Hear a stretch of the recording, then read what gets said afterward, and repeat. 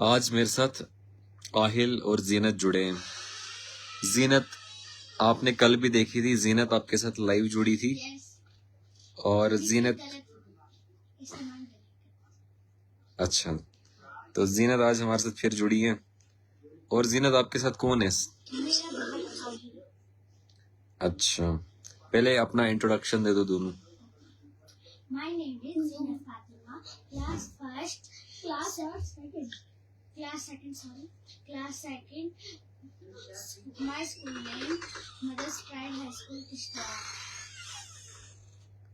Section A, roll number 28. आप तुम दे दो। My name is Umar bin Tariq, class second. My school name, Mother's Pride Academy High School, Kishtwar. My roll number 31. इतना दूर roll number रखा है? yes. पहले 33 था, अब 31 रखा। अच्छा, आप क्यों चाहते कि आज लाइव जुड़ना लोगों के साथ? थोड़ा जोर से बोलो ना। मेहराज मलिक बहुत अच्छा है, इस वजह से हमें उसके बारे में बात करनी है, ना कि उसके साथ बात करनी है। अगर उसका नंबर होता है हम बात करते हैं। हाय दोस्तों, अब हम तुम्हारे साथ मिलेंगे अच्छे से, ठीक है? ठीक है। सलाम कर रहे हैं कुछ लोग, उनको वालेकुम सलाम पहले बोलो। वालेकुम सलाम। आप सारे ठीक हो? हाँ, सब ठीक है, आप आगे बोलो। अब मैं कुछ बोलना चाहती तो अच्छे से सुन लेना। थोड़ा जोर से। मेहराज मलिक बहुत अच्छा था और वो गरीबों की हेल्प करता था, इसलिए उसको जेल में डाला गया था। ऐसा क्यों किया? ऐसा इसलिए किया क्योंकि वो अच्छे काम करता था, ना कि बुरे काम, और वो गलत नहीं था, वो अच्छा था। मीन्स कुछ लोग ऐसे हैं जो स्पोर्ट नहीं करते थे, और जो कुछ स्पोर्ट नहीं करते थे, कुछ लाइक नहीं करते थे, कुछ फॉलो नहीं करते थे, और वैसे नहीं डाला मेहराज और वो गलत कुछ नहीं कहता, वो सिर्फ गरीबों की हेल्प की थी, इस वजह से उसको अंदर डाला। हॉस्पिटलों के जो बाथरूम के बाहर पे काकरोच बने, उसके साथ ही कुछ। तो महराज मलिक उनको बोलता था कि कॉकरोच नहीं होना चाहिए, गंद नहीं होनी चाहिए, सफाई होना चाहिए। जब महराज मलिक था बहुत सफाई रहती थी और क्लीन रहता था, क्लीन। अब क्यों नहीं क्लीन होता? क्योंकि महराज मलिक अब है ही नहीं इधर। वो कहाँ है? वो जेल में। अच्छा, कुठवा जेल में। हाँ, आप तो मिलने गए हो। अच्छा, कुठवा जेल में क्यों है वो? क्योंकि वो गरीबों का सोचते थे, गरीबों की मदद करते थे। हाँ। अच्छा, तो आप चाहते हो कि बाहर आए हो? हाँ, यस। फिर किसको बोलेंगे हम क्यों बाहर आए? मोदी को उसने उसको अंदर किया है। अच्छा। हाँ, और गवर्नर साहब को। अच्छा, गवर्नमेंट साहब को। गवर्नमेंट नहीं, गवर्नर साहब। क्योंकि मोदी साहब और गवर्नर साहब महराज मलिक को बाहर निकाला है, उसके बिना यहाँ कोई ठीक नहीं चल रहा है। हाँ, ना अच्छा चल रहा है, ना साफ सफाई हो रही है। यस, प्लीज इसको बाहर निकालो। बाथरूम में देखो क्या हालत होती है, बेड बाथरूम के बाहर पे बने लगे हैं, बिल्कुल, और टूटे फूटे बेड हैं। इनको उतना भी नहीं ध्यान रहता है कि कहाँ रखे बेड, किस जगह पे रखे, साफ रखे, गंद रखे, वो भी नहीं पता चलता। और डॉक्टर सोए रहते हैं, डॉक्टर ये सोए रहते हैं। Mother's Pride Academy High School की बहुत अच्छा है। हमारे स्कूल में एक सर है गधा, जो क्या कहते हैं, सॉरी प्लीज ये गलत बोल रहा है, क्या बोलते हैं, क्या कहते हैं, वो सोता रहता है, सुनता है, अगर हम गलत बोले वो कहता है ठीक है।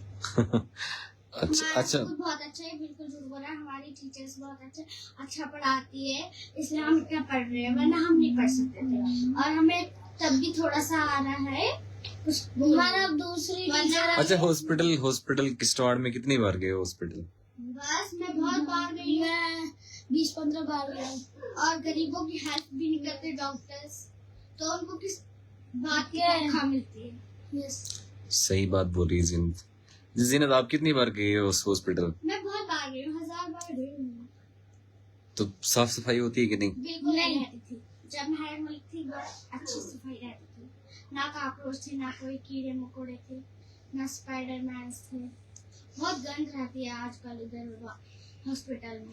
डॉक्टर देखते हैं पेशेंट को? बिल्कुल नहीं, अच्छे से नहीं देखते, ना हेल्प करते उनकी।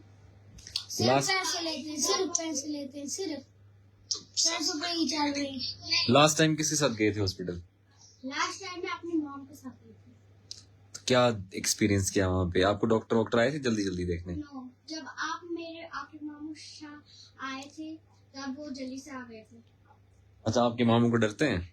यस, क्योंकि वो उनको बोलते हैं साफ सफाई रखा करो, पेशेंटों का ध्यान रखा करो, फ्री में क्या करो, इसलिए। पैसे लेते हैं जो टेस्ट वेस्ट कराते हैं वहाँ पे? हाँ, वो बहुत। अच्छा, गवर्नमेंट जो हॉस्पिटल्स होते हैं, सरकारी अस्पताल होते हैं, यस, सरकारी अस्पताल चलते हैं कि जहाँ पे हम टैक्स देते हैं ना, हम टैक्स पे करते हैं, फिर उसकी वजह से मोदी को तनख्वाह मिलती है, गवर्नर को तनख्वाह मिलती है, डॉक्टर्स को तनख्वाह मिलती है, तो फिर अस्पताल भी जो है वो गवर्नमेंट का होता है, मतलब वो लोगों का अस्पताल होता है ना, सबका अस्पताल होता है। तो सरकारी अस्पताल जो होता है फ्री में होता है अस्पताल, फिर वो क्यों लेते हैं पैसे? उनको पैसे से मतलब है ना, हैं? उनको पैसे से मतलब है, उनको पैसे से मतलब है। वो गरीबों की हेल्प भी नहीं ऐसे करना चाहते ना, इसलिए। अच्छा, हाँ, लेकिन जो बेचारे गरीब आते हैं जिनके पास पैसे ही नहीं होते हैं, वो बेचारे क्या करते होंगे? उनका इलाज ही नहीं करते वो ढंग से। आपके मामू शाह, उसने कल मेरे को बोला था, वहाँ बहुत बीमार थे, किसी का कुछ था ब्लड, उनको टेस्ट करना था किडनीज का। KFT करना था उनको, सॉरी, KFT करना था उनको। क्या बोलते, उनको ले रहे थे 100 रुपए, उनके पास तो 100 रुपए ना, 50 रुपए ना, 10 रुपए, 5 रुपए भी नहीं थे, 1 ही रुपया थे, 1 रुपए भी नहीं थे। उनको भी पैसे लिए, फिर भी नहीं उनके पास, तो फिर मेरा मामू गया, उनको पेटीएम किया। हाँ, किया होगा, मेरा मामू किया होगा, अच्छा है। अच्छा, कोई नंबर मांग रहे थे, नंबर दिया मैंने उनको, नियामतुल्लाह मलिक। हम बोले? हाँ बोलो। 6006558881। अच्छा, फोन नंबर बोल दिया आपने? यस, मैंने लिख दिया था इनको फोन नंबर। तो आप क्या बनना चाहते हो? हम बनना चाहती हूँ डीसी। मैं बनना चाहिए, मैं भी डीसी। लेकिन डीसी तो जो अच्छा काम करते हैं उनको बंद कर देते हैं, PSA लगाते हैं। मैं खोल दूंगा ना। किसको खोलोगे? मलिक को। एक बार मेरे को बड़ा होना था ना, ये सारी दुनिया मेरे हाथ में चली गई। फिर क्या करोगे? फिर मैं उनको बताऊंगी ना क्या करना है क्या नहीं, फिर मर जाएंगे। लेकिन ऐसा क्यों है? अच्छे लोग जो होते हैं उनको अंदर क्यों, जेल में क्यों डालते हैं? क्योंकि वो अच्छी बात करते हैं ना, इस वजह से अंदर डाला जाता है।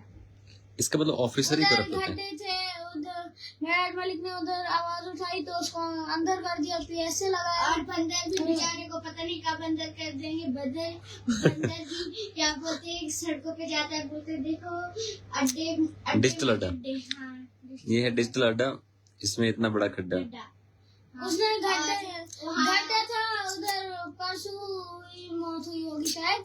एक लड़का आ रहा था बाइक से, तो उस गड्ढे में गिर गया, तो उसकी मौत हो गई। नहीं, वो जुंगे में आया था। अच्छा जी, और मर गया। उस गड्ढे में गिर के मर गया। आपके मामू ने उसको फोन किया था GM को, जो उसका GM है, जो उसका मालिक है? हाँ, वो क्यों नहीं फिर काम करता है? वो करता ही नहीं, बोलता अगर रहने तो नौकर शोकर क्या करे। अच्छा, वो खुद को बॉस समझते हैं। हाँ, वहाँ उनको तनख्वाह देते अच्छे से, उनका काम करते, वहाँ उनको अच्छे से देखते। गलत बात है ना ऐसे। हाँ, गलत बात है ये। स्कूल में बोलते हैं ये चीजें गलत हैं। हाँ बोलते हैं, हमारे स्कूल बहुत अच्छे बोलते हैं।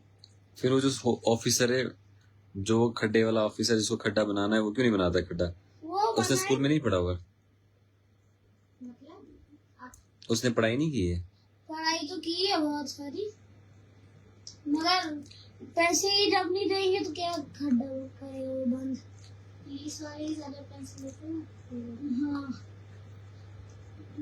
वर्दी बनाई गई है मदद के लिए, वो उधर से जुल्म कर रहे हैं।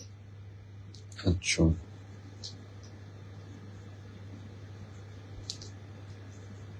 पब्लिक का काम क्या है? पब्लिक का काम है साफ रखना, क्लीन रखना, मतलब गरीबों की हेल्प करना। जितने भी सलाम भेज रहे हैं, वालेकुम सलाम। और कोई हॉस्पिटल है, यस, हमने पूछा कि हॉस्पिटल गंदा क्यों होता है, तो उन्होंने कहा कि हॉस्पिटल गंदा इसलिए होता है क्योंकि लोग गंदे कर देते हैं यहाँ पे। तो मैंने पूछा स्वीपर नहीं है क्या यहाँ पे तुम्हारे पास? तो उन्होंने कहा कि स्वीपर तो है लेकिन हम साफ सफाई करते हैं, लेकिन फिर गंदा लोग कर देते हैं। तो नहीं, वो सफाई करते ही नहीं। हाँ, लोगों के जूतों में क्या होगा? जब हम जाते हैं तो साफ सुथरा रहता है, हमारे जूते तो साफ रहते हैं, हम तो धोते ही अच्छे से। लेकिन लोग तो वही है ना जो सरकारी अस्पताल में जाते हैं, प्राइवेट अस्पताल में जाते हैं, लोग तो वही हैं, लोग तो वही होते हैं ना। तो सरकारी अस्पताल गंदे क्यों होते हैं, प्राइवेट अस्पताल क्यों होते हैं साफ साफ?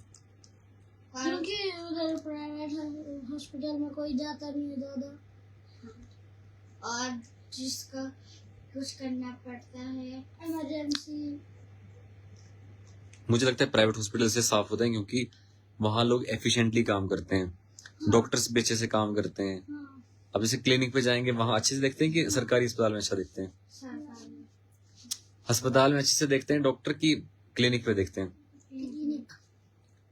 क्योंकि वहां उनको एक्स्ट्रा पैसा मिलता है, अलग से पैसा मिलता है। तो ज्यादा अच्छे से नहीं देखता इमरजेंसी में, और नाइस टिप मिलती है ना उनको एक्स्ट्रा क्लिनिक पे। हाँ,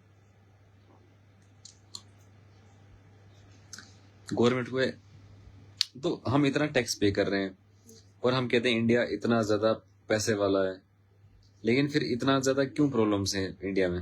वो मतलब झूठ बोला जाता है हमारे साथ। हाँ, हमारे साथ झूठ बोला जा रहा है।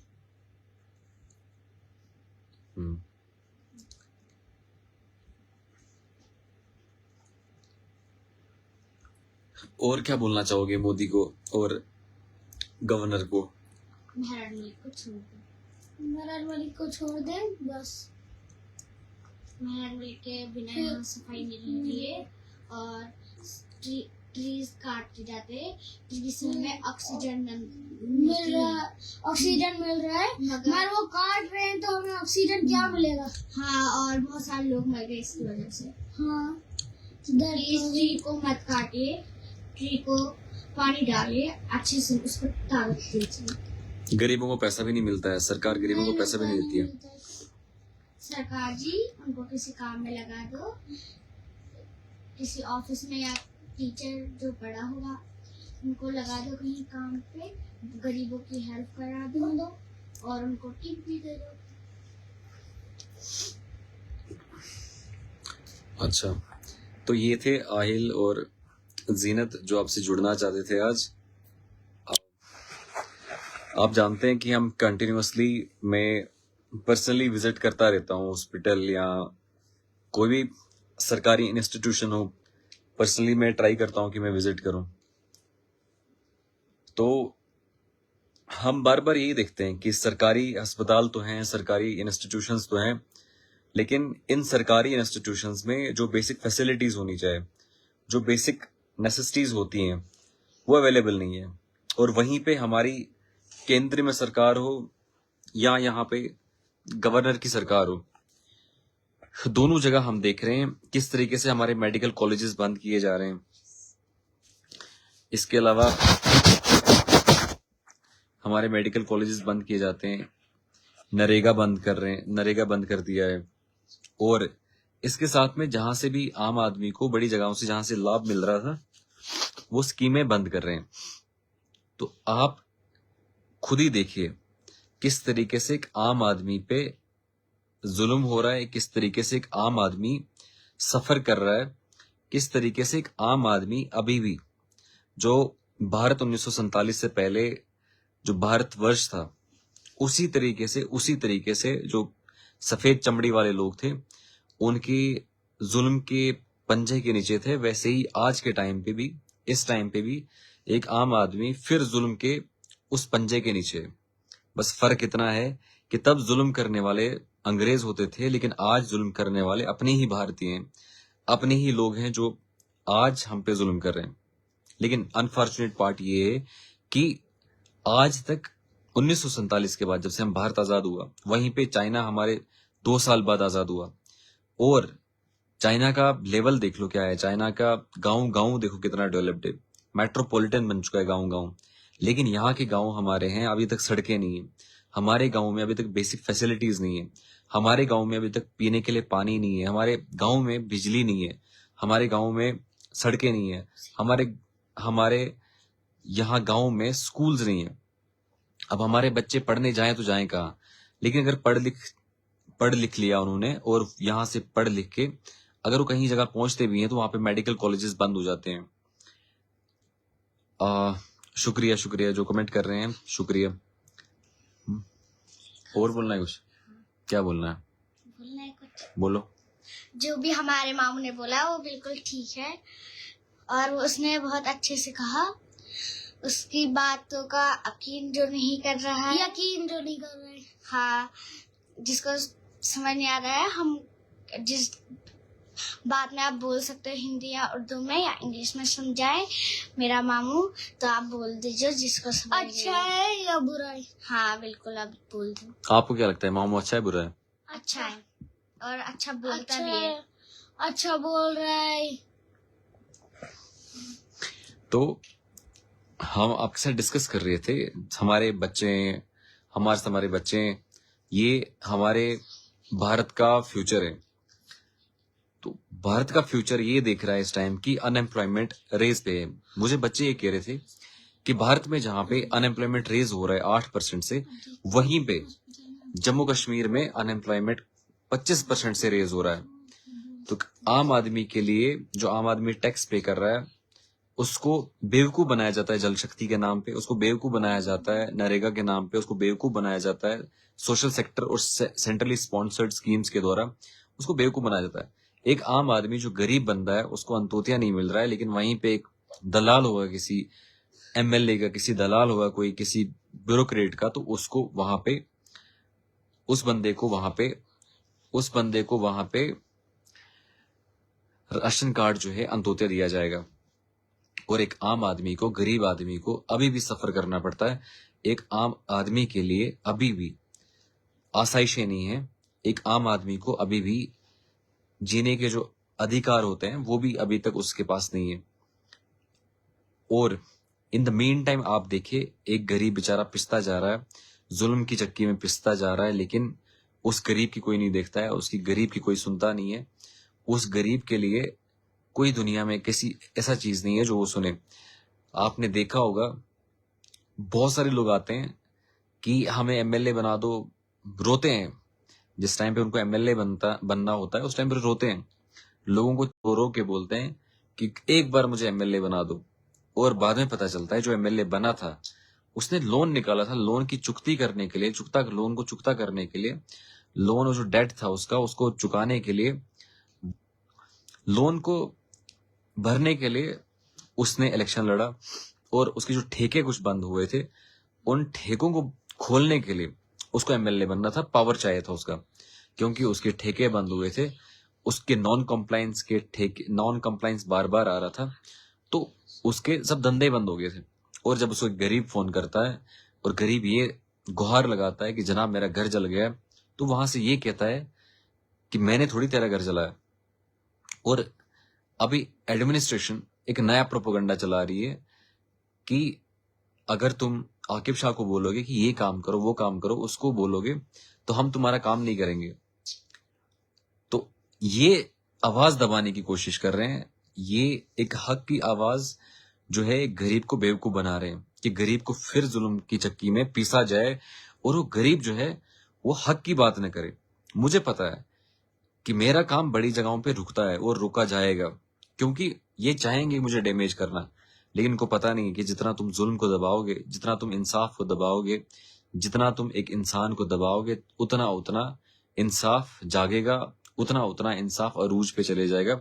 जितना ये हमारी हिस्ट्री है, आप पूरा हिस्ट्री को उठा के देखो, पूरा इतिहास देखिए, जब जब इंसाफ की बात को, हक की बात को दबाया गया, और दबाया गया, जोरों से दबाया गया। इस टाइम पे उन्होंने एमएलए को बंद कर दिया है, एमपीज को बंद कर दिया है। सरकार इस टाइम ट्राई कर रही है कि किसी तरह भी हक की आवाज को दबाया जाए, ताकि वोट चोरी आम रहे, ताकि जुल्म कंटिन्यू रहे। वैसे ही ब्यूरोक्रेसी भी हमारा करता है, वैसे ही बाकी लोग करते हैं कि तुम आकिब शाह को बोलोगे तो तुम्हारे काम नहीं होंगे।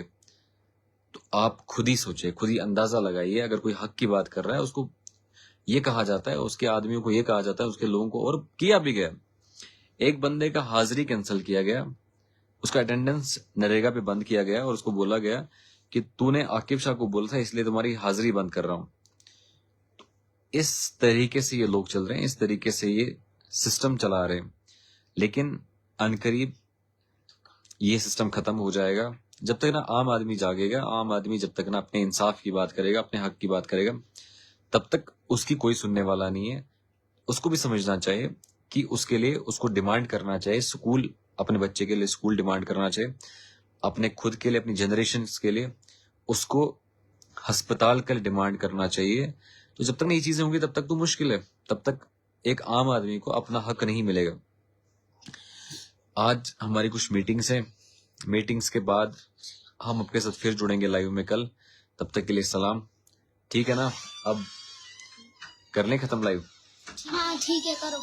हाँ बिल्कुल, करो। ठीक है, जीनत और आइल भी कह रहे हैं कि बाय, फिर मिलते हैं आपसे, तब तक के लिए